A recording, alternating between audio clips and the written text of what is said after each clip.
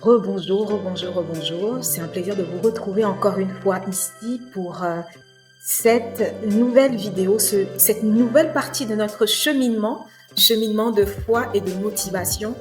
Pour ceux qui suivent la série, merci en tout cas pour tous vos messages. Ça m'a fait vraiment chaud au cœur et c'est un plaisir encore une fois de vous retrouver aujourd'hui pour continuer notre cheminement, toujours sur cette thématique du succès, parce que comme je vous l'ai dit dès le départ, ce sujet du succès, surtout le succès en tant que chrétien, la réussite en tant que chrétien, on va prendre le temps, et j'espère que vous prendrez aussi ce temps avec moi, de step by step, comme disait quelqu'un, step by step, de pouvoir décortiquer le sujet, de pouvoir euh, comprendre déjà la première vidéo, vous l'avez vue, je l'espère, où on a pu voir la définition de l'origine du mot succès, voilà, et donc étape par étape d'en arriver à comprendre par la grâce aussi du Saint-Esprit à quoi correspond réellement le succès en tant que follower de Christ, en tant que follower de Christ. J'y vais de l'anglais un petit peu, vous avez compris, voilà, en tant que chrétien. Et donc pour la suite de ce parcours autour du succès, aujourd'hui je suis là pour échanger avec vous, pour réfléchir avec vous justement sur trois situations, on va dire, trois situations d'échec ou de succès que j'ai pu rencontrer, que j'ai pu relever dans la parole de Dieu, donc dans nos Bibles. Si vous avez vos Bibles pendant ce cheminement, c'est effectivement l'idéal pour pouvoir vous plonger dans les références que je vais vous montrer pendant cet échange. Et vous aussi, à travers les commentaires, bien sûr, me dire ce que vous en pensez, ce que vous évoquent ces situations. Et si éventuellement vous avez d'autres situations que vous pourriez citer en exemple, comme situation d'échec ou de succès dans la parole de Dieu. Alors, j'ai pris ces trois situations, pas parce qu'elles sont forcément, je vous le dis tout de suite, pas parce qu'elles sont forcément les plus représentatives de, du succès, mais juste parce que déjà dès le départ, en fait, pour les avoir lues, ce sont celles qui m'ont le plus interpellée, qui m'ont le plus parlé, on va dire, pour comprendre, pour mieux repenser le succès en tant que follower de Christ, en tant que follower de Christ, en tant que cheminante, voilà, sur le parcours de foi que j'ai entrepris depuis, que j'ai redémarré depuis que j'ai accepté Jésus-Christ comme Seigneur et Sauveur. Parcours pendant lequel aussi, c'est vrai, j'ai parfois trébuché, je me suis parfois arrêtée, j'ai parfois douté, mais si je suis vivante, c'est bien que je continue toujours ce parcours, que je suis toujours motivée en tout cas à justement arriver au bout de ce parcours. Et donc voilà, si vous avez d'autres situations, que ce soit d'échec ou de succès, que vous trouvez pertinentes à partager pour notre cheminement à tous, pour notre édification à tous, bien sûr, les commentaires sont là pour vous. Donc, je vous invite vraiment à nous les partager en commentaire, à me dire en commentaire s'il y a d'autres passages éventuellement que vous souhaiteriez qu'on décortique ensemble, qu'on qu'on étudie ensemble, voilà, autour justement de cette thématique du succès, de la foi, de la motivation en tant que chrétien, en tant qu'entrepreneur chrétien, étudiant chrétien, parent à domicile ou personne consacrée à Christ. Voilà. Et donc, pour parler justement maintenant de ces situations d'échec et de succès, la première situation qui m'a marqué, on va dire, et vous me direz dans les commentaires si c'est pareil pour vous aussi, c'est celle qui concerne le cas d'Adam et Ève. Oui, au tout début, effectivement, de nos Bibles, euh, cette situation où l'on voit Adam et Ève qui, au chapitre 1 de la Genèse, ont été bénis, ont été créés par Dieu et ont été bénis puisque Dieu leur dit, soyez féconds, multipliez, remplissez la terre et la sujettissez et dominez sur les poissons de la mer, sur les oiseaux du ciel et sur tout animal qui se meut sur la terre. Et bien sûr, Dieu leur donne toute herbe portant semence, leur donne domination sur tout. Voilà, et voilà, c'était le sixième jour et Dieu était très content de ce qu'il avait fait, n'est-ce pas? C'était une mission pleine de succès, ça en tout cas on peut en être sûr, la mission que Dieu s'était donnée créer le monde et ensuite d'arriver à créer l'homme et la femme, c'est une mission qui a été couronnée de succès.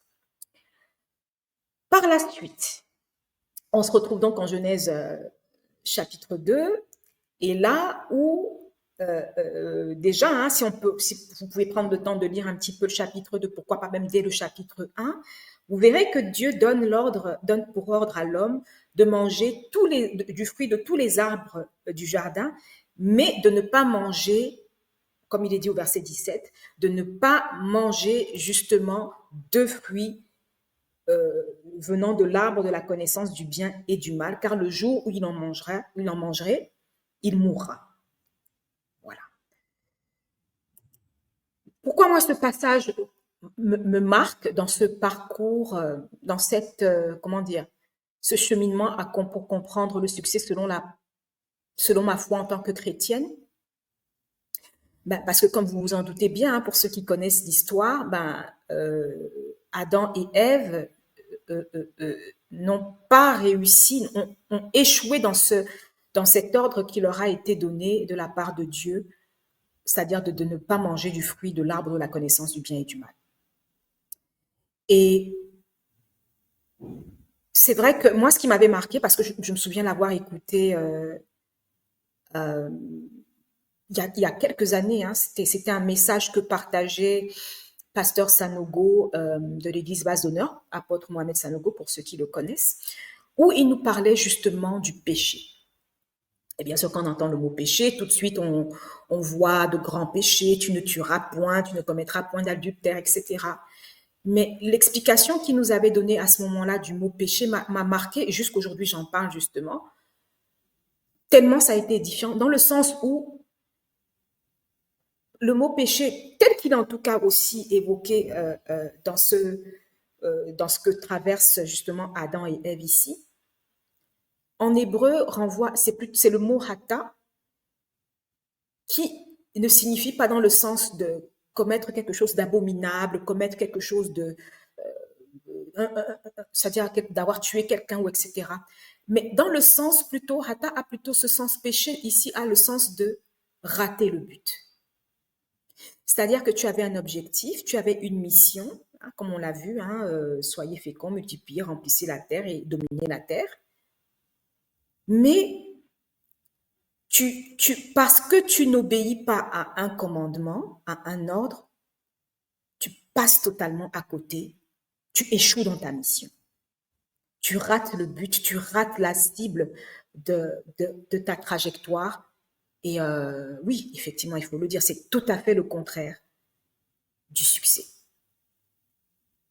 Tout ça en n'ayant pas suivi justement un simple ordre, c'est-à-dire de ne pas manger du fruit de l'arbre de la connaissance du bien et du mal. Et peut-être que peut-être qu'on continue avant que je ne m'étende un petit peu plus sur ce point. Peut-être que je continue avec d'autres exemples autour du succès et de l'échec que j'ai pu rencontrer dans la parole de Dieu, et on pourra faire le point à la fin de cette vidéo. Comme autre justement passage, donc, celui de la parabole des talents, je pense que là, tout le monde sera d'accord, c'est quelque chose où l'on voit très bien, où l'on peut très bien mettre en, j'ai pas envie de dire en miroir, ou en face à face, une situation d'échec et une situation de succès. Puisque là, comme on le voit, hein, c'est une parabole qui est très connue, le maître qui s'en va en voyage et qui confie à ses différents serviteurs des talents. À l'un, il en donne 1, à l'autre, il en donne 2, à l'autre, il en donne 5. Voilà. Et puis, quand il revient de voyage, il leur demande des comptes, et puis chacun rend ses comptes. Celui à qui on a confié, voilà, on a confié 5, lui ramène 10, et le maître lui donne justement cette réponse que l'on connaît bien, hein, c'est bien, bon et fidèle serviteur, tu as été fidèle en peu de choses et je te confierai beaucoup, viens partager la joie de ton maître. Hein, donc ça, c'est déjà clairement quand celui qui vous confie une mission vous félicite, je pense que ça, c'est un indicateur de succès. Quand il vous dit que vous avez été fidèle dans la mission, qu'il est content de vous, qu'il vous confiera encore plus, ça, clairement, c'est un indicateur de succès. On a celui à qui on en a confié 2, qui ramène justement le résultat de ce qu'il a fait de ses 2 talents et on le félicite. Et puis, on a celui à qui on en a confié qu'un et qui revient vers le maître avec exactement ce qu'on lui a confié, sans l'avoir fructifié, sans l'avoir multiplié. Et je vous laisse lire en fait dans ce passage biblique justement quelle a été la réponse du maître à ce sujet. Et là encore, on voit bien, et surtout quand on se considère en tant que chrétien, on fait le parallèle avec notre vie de chrétien, comment le Seigneur est content de nous quand il nous confie une mission, que non seulement nous gardons le cap sur la mission, mais surtout que nous faisons en sorte de multiplier les fruits de cette mission. Ça, je pense que c'est un grand indicateur de savoir que notre Maître, notre Seigneur est content de nous, qui nous en confiera encore plus et qui nous invite à partager sa joie. S'il y a bien quelque chose, je pense, qui, en tant que chrétienne, me tient à cœur, c'est de pouvoir me retrouver à partager la joie de mon Seigneur, de mon Dieu, par rapport à une mission qu'il m'a confiée. Je sais déjà qu'il m'aime, je sais déjà qu'il m'aime d'un amour dont rien ni personne ne pourra me séparer, mais de savoir qu'il m'invite à partager sa joie parce qu'il est content de ce que j'ai fait, parce que je me suis montrée fidèle dans ce qu'il m'a confié, le peu de choses qu'il m'a confié. Ça, clairement, pour moi, c'est un indicateur de succès important. Oui.